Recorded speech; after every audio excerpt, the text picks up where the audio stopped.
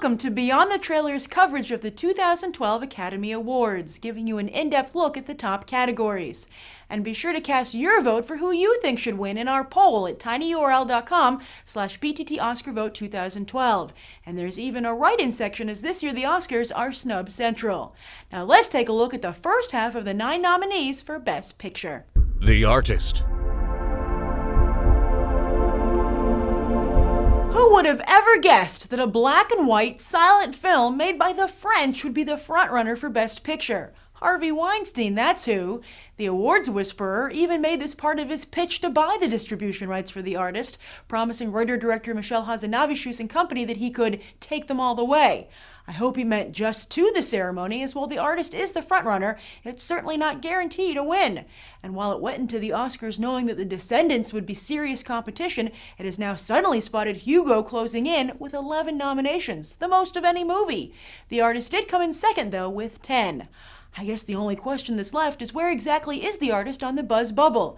Because if the backlash is hitting right when the Academy places their final votes, well, Harvey will be stuck explaining to Hazanavicius that there are no guarantees, especially when it comes to the Oscars. The Descendants.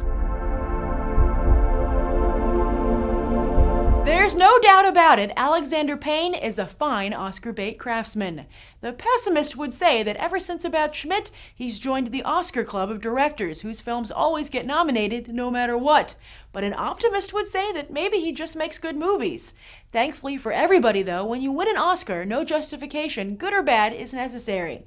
But what we can all agree on is that Payne recognized a brilliant high concept in Hart Hemming's novel, that even life in Hawaii can suck, and ran with it.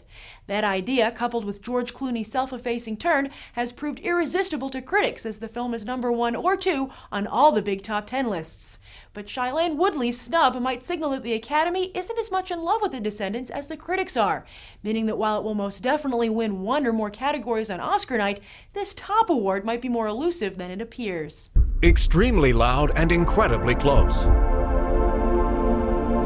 The Harvey Weinstein-Scott Rudin Oscar war continues with this surprising nomination. The two went head-to-head last year with The King's Speech and The Social Network, but this year it had seemed that Harvey with The Artist had left Scott in the dust. But now Scott has had a major victory, taking a film that everybody had counted out and landing in a spot in the premiere category, not to mention one more for Best Supporting Actor. Will it actually win either of them? Probably not, as after that amazing feat, I doubt Scott has any juice left.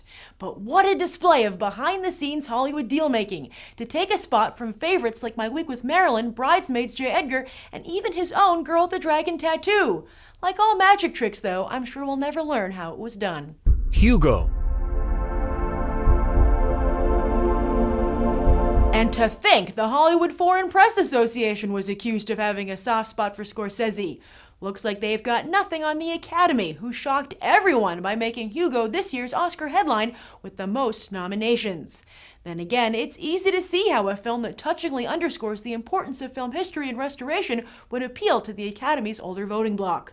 But on a more modern note, Hugo is only the second live-action 3D film after Avatar to be nominated for Best Picture. The other two are Pixar's Up and Toy Story 3. Therefore, even if Hugo doesn't win, just this nomination could inspire more named directors to see what they can do with 3D, as Scorsese really did do a great job utilizing this technology. And hey, not bad for Johnny Depp either, as this is one of the very first movies he's ever produced.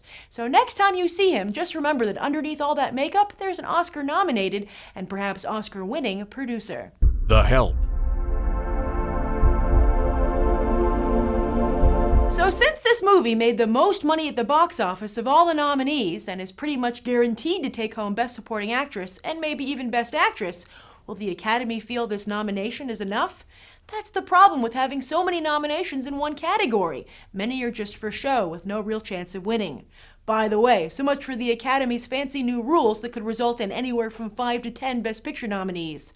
All they got was an awkward situation with one less nomination that just makes the whole thing look weird on screen. And those are the first little over half. Click here to learn all about the second half, and be sure to comment down below on who you think deserves the Oscar. Plus, don't forget to vote in the Beyond the Trailer Oscar poll. It closes on February 18th. I'm Grace Randolph, and I hope you'll check out the rest of BTT's Oscar coverage.